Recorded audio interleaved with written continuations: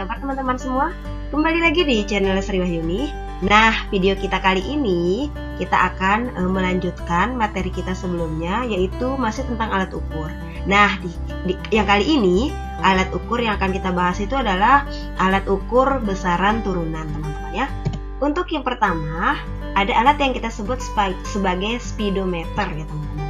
Di mana alat ini digunakan untuk mengukur kelajuan. Nah, teman-teman yang memiliki kendaraan gitu ya, misalkan sepeda motor, speedometer ini adalah hal yang sudah sangat familiar ya. Jadi untuk melihat gitu ya seberapa besar kelajuan kita dalam mengendarai sepeda motor kita.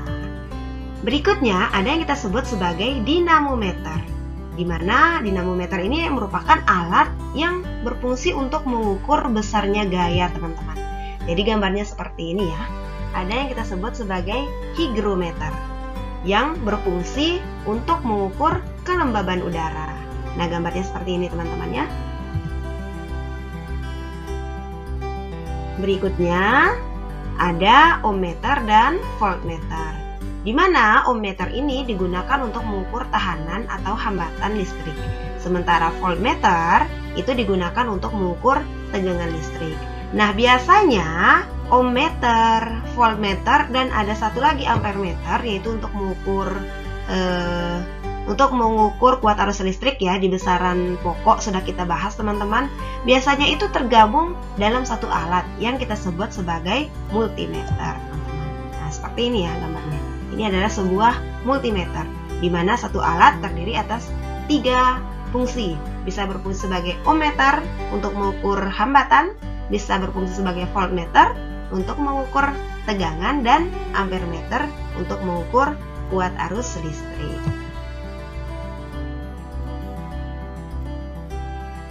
Berikutnya ada barometer, yaitu alat yang digunakan untuk mengukur tekanan udara luar gitu teman-teman. Jadi untuk mengukur udara di luar ruangan kita gitu ya, misalkan kelembaban udara yang biasa digunakan di kapal gitu ya, biasanya untuk mengukur berapa tekanan udara di lautan misalkan seperti itu.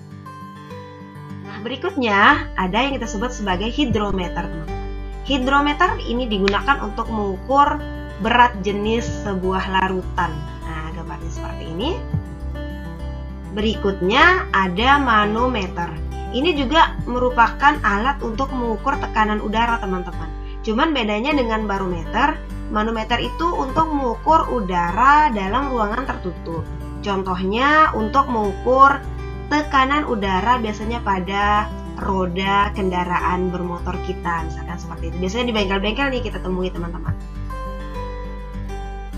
Ada juga yang kita sebut sebagai kalorimeter, yaitu alat yang berfungsi untuk mengukur besarnya kalor jenis zat gitu ya. Nah, gambarnya seperti ini teman-teman. Berikutnya besaran luas. Bagaimana cara kita mengukur besaran luas?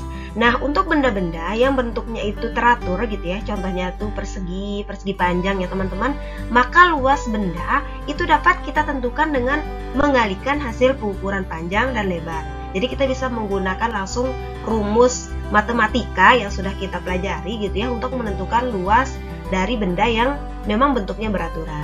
Nah, teman-teman, bagaimana caranya ketika kita ingin mengukur luas benda yang bentuknya itu tidak teratur, teman-teman?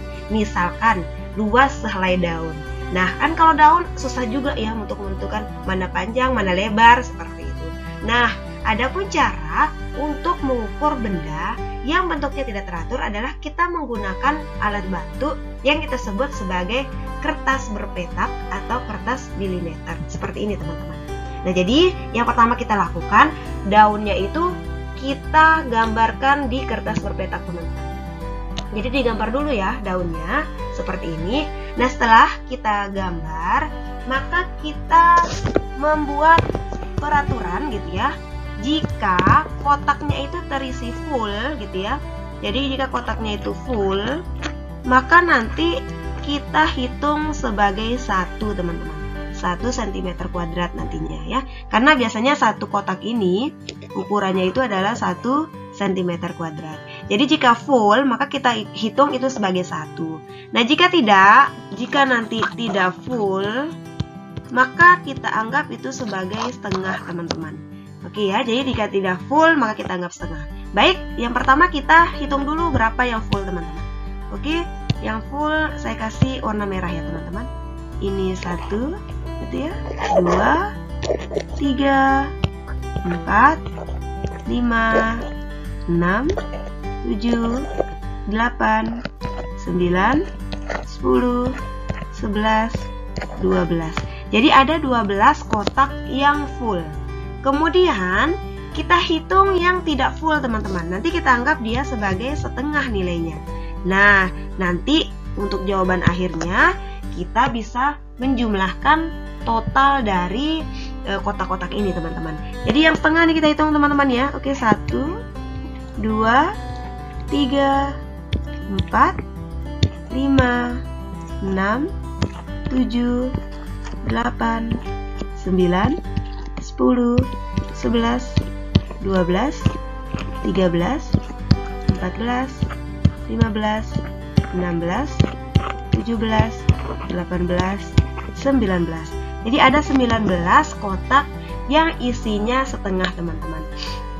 Nah, setelah kita menentukan berapa banyak yang full dan berapa banyak yang setengah, maka langkah berikutnya adalah tinggal menjumlahkan saja, teman-teman. Yang full gitu ya, yang full tadi kita dapatnya ada 12 kotak, maka nanti 12 jadinya 12 cm kuadrat. Kemudian yang setengah gitu ya, yang setengah itu maka nanti yang setengahnya itu ada tadi 19 ya, teman-teman. Maka nanti setengah dikali 19, teman-teman, cm kuadrat juga gitu ya.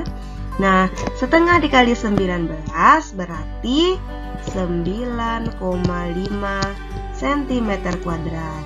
Nah, maka nanti luas total dari daun ini adalah tinggal dijumlahkan, teman-teman. 12 ditambah 9,5. Nanti ini sama-sama cm kuadrat ya, teman-teman. Satunya cm kuadrat. Cm kuadrat. Jadinya 12 tambah 9,5 jadinya 21,5 cm kuadrat. Nah, ini cara kita mengukur daun yang benda yang bentuknya itu tidak teratur. Ya, seperti ini, teman-teman. Berikutnya, kita akan belajar cara mengukur volume sebuah benda, teman-teman. Nah, seperti tadi pada pengukuran luas, untuk benda yang bentuknya itu sudah beraturan, teman-teman, maka untuk mengukur volumenya tinggal kita menggunakan rumus matematika biasa, teman-teman. Nih contohnya itu adalah balok ya, teman-teman. Jadi jika dia benda padat yang berupa balok seperti itu, maka untuk mencari volumenya itu tinggal dikali saja, teman-teman. Volume sama dengan panjang dikali lebar dan dikali tinggi. Nah, sementara untuk zat cair gitu ya, jika kita ingin mengukur volumenya, maka kita bisa menggunakan alat yang kita sebut sebagai gelas ukur. Jadi ini namanya gelas ukur ya, teman-teman. Ya, namanya adalah gelas ukur atau tabung ukur, bisa juga ya. Gelas ukur atau tabung ukur. Kemudian berikutnya, bagaimana jika bendanya itu tidak beraturan, teman-teman? Seperti contohnya nih batu. Batu tuh kan agak sulit ya untuk menentukan mana panjangnya, mana lebarnya gitu ya, mana tingginya. Ini agak sulit sekali gitu ya, karena memang dia bentuknya tidak teratur. Nah, untuk menentukan berapa besar volume dari batu gitu ya, batu ini, teman-teman, maka kita menggunakan alat bantu yang tadi gitu ya, yaitu namanya gelas ukur atau tabung ukur seperti ini, teman-teman. Jadi yang pertama kita lakukan, gelas ukur atau tabung ukurnya diisi cairan, biasanya diisi air, teman-teman ya.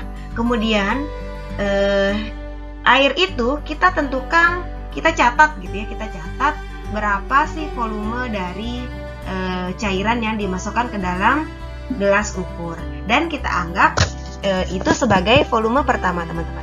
Jadi kita tulis volume pertamanya di sini ya. Ini contohnya, ini adalah gelas ukurnya kita isi sebanyak 30 cm kubik. Jadi volume awalnya itu adalah 30 cm kubik. Ini kita anggap sebagai volume awal ya teman-teman, 30 cm3. Nah berikutnya, benda kita seperti tadi batu, setelah airnya kita catat volumenya, maka kita masukkan batu ke dalam air itu. Nah setelah masuk batu, maka otomatis kan airnya akan naik ya teman-teman. Nah berapa kenaikannya itu juga dicatat sebagai volume akhir atau volume kedua ya. Volume kedua. Volume keduanya di sini ternyata ketika masuk batu, airnya menjadi 40 cm3 teman-teman. 40 cm3. Nah, maka kita bisa menentukan volume si batu gitu ya. Maka volume batu kita tinggal selisih dari volume pertama dan volume kedua teman-teman. Jadi kelebihan air yang yang terjadi di volume kedua itulah adalah volume si batu, yaitu berarti V2 dikurangi V1 teman-teman, berarti 40 cm3 dikurangi 30 cm3 sama dengan 10 cm3. Nah berarti volume batu kita adalah 10 cm3. Berikutnya, kita juga bisa mengukur konsentrasi larutan namanya teman-teman. Untuk mengukur konsentrasi, maka kita gunakan rumus K sama dengan massa terlarut dibagi volume pelarut. Jadi massa benda yang terlarut dibagi volume pelarut. Misalkan kita ingin mengukur konsentrasi larutan gula, misalkan larutan gula di dalam air. Nanti massa gulanya, jadi gula ini adalah benda yang terlarutnya teman-teman. Jadi massa gula itu berapa dibagi volume air, karena yang merupakan pelarut itu air ya. Jadi kita ukur volume air yang akan digunakan sebagai pelarut. Nanti hasilnya itu merupakan konsentrasi dari larutan gula.